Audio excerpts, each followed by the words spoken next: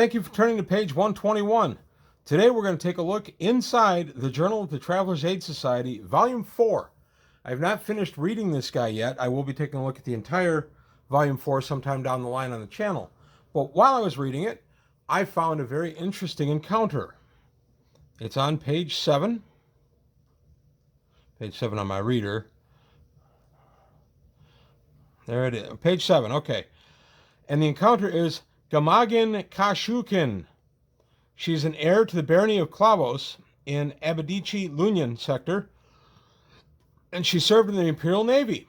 She was an honors graduate of the Lunyan Naval Academy. She went to flight school, serving several years as a fighter pilot aboard the frontier cruiser Children of the Marches. Eventually, she transferred to a line post and held a variety of commands, mostly small ships in the 400 to 2,000 ton range. Shortly before the Fifth Frontier War, her father died, leaving her the barony of Klavos. Gamaagin resigned her commission to go home to her new fief and oversee the transition. While there, she met, fell in love with, and became engaged to Simon, Baron de Cray. So, pretty standard stuff so far. But what we find out, without me reading the whole thing to you, is only a couple of weeks before the scheduled wedding, de Cray was returning to Abadici from business in Tenalfi, and the Fifth Frontier War broke out. The liner on which he was traveling was ambushed by a Swords World commerce raider, the 800-ton Excalibur. Though the liner surrendered, de Cray attempted to organize resistance to the boarding party and was killed. Other passengers and crew were set adrift in small boats. One being rescued, they passed on the story. So Gamaagin, our main interest in this piece, her stats, I'll take a look at those in a minute, was horror-struck at the death of her fiancé. After days of mourning and getting over the shock, still in shock from the experience, she started to plot her revenge. She resolved to do anything in her power to avenge herself on the sword worlders who had ruined her life. Baroness Klavos decided to return to active duty. To raise money for a ship, Gamaagin was forced to sell the Klavos fief. The family fortune was far from sufficient for her needs. No longer Baroness Klavos, she was once again Captain Kaashukiin, commanding a broadsword-class mercenary cruiser purchased from a defunct mercenary outfit. Originally the Boomerang, ship is rechristened Retribution.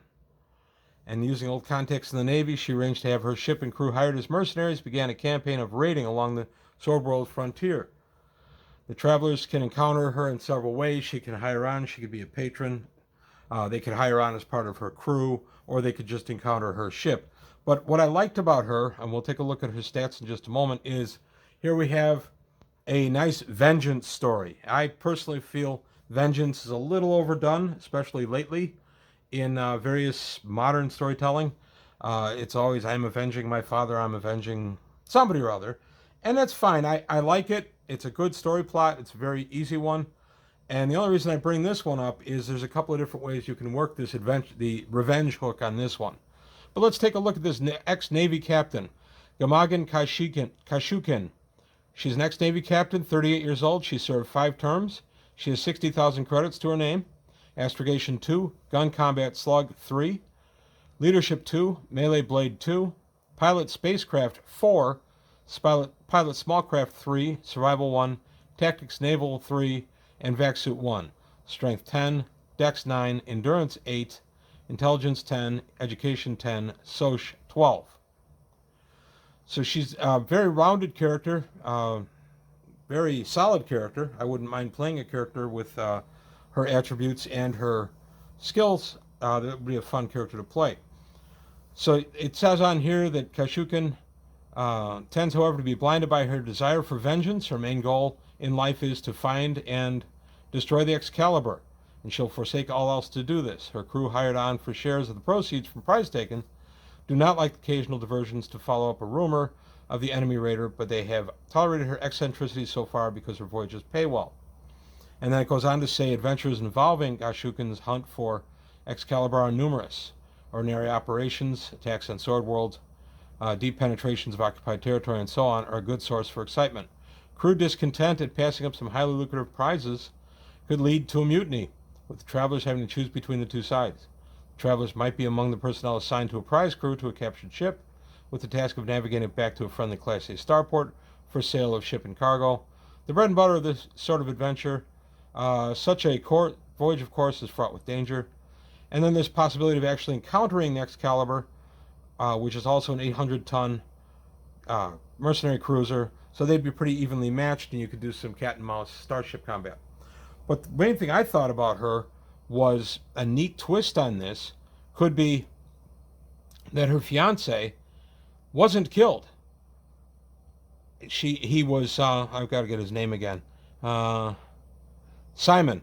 As Simon was on his way along the border of the Sword World, maybe Simon is the reason that the liner was attacked and so many people were killed even after it had surrendered.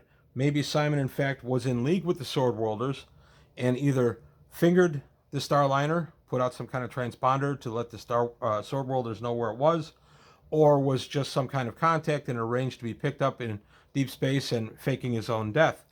There's just a lot of ways you can go with this story, and as I was reading this, I was thinking about that, and I thought, what a great twist to have this guy have been trying to bilk her out of her estate all along, and then as the wedding was getting closer and closer, maybe he feared his cover would be blown, his past would come up to get him, or he just didn't want to go through with the ceremony for whatever reason. Maybe he would have been too high profile, been in the news faxes too much and be seen, and then suddenly recognized as maybe this scoundrel who's been hiding out from authorities all along. I just thought there were a lot of different ways you could go with this story beyond what was brought up here. And all the story hooks brought up in here are very good.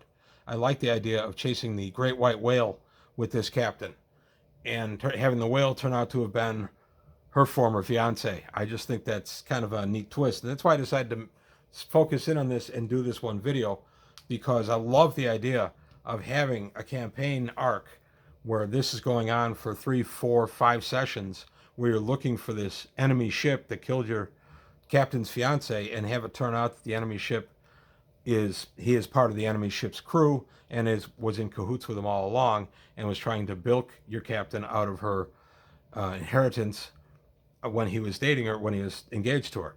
I just think there's a lot of story arcs you can go with this one, and that's why I liked it. And you could make this character a male or a female. It doesn't really matter. If you want to have it be a man, the same stories would apply.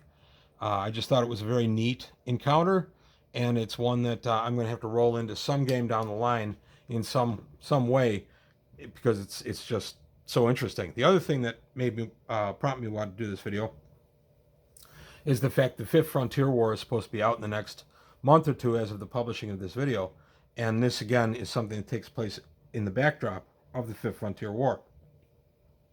One great thing about the older Traveler stuff is a ton of it, of the earliest Traveler stuff, was taking place during and just after the Fifth Frontier War. So you have an opportunity, as the Mongoose unleashes the Fifth Frontier War, you can grab onto some of the older stuff in PDF or even hard cover and take a look at it and see what the Fifth Frontier War was and see what's becoming under Mongoose. I'm really excited about it. When I got into Traveler, the Fifth Frontier War was just ending, and some of the earliest stuff I had was taking place during and just after the Fifth Frontier War. So I'm really excited about it. But that's all I've got today from page 121, just a short look. As I said, I'll look at all of JTAS number 4 sometime down the line. Got to finish reading it first. But if you liked what you heard and saw, please like and subscribe. Tell your friends, and I'll see you next time on page 121.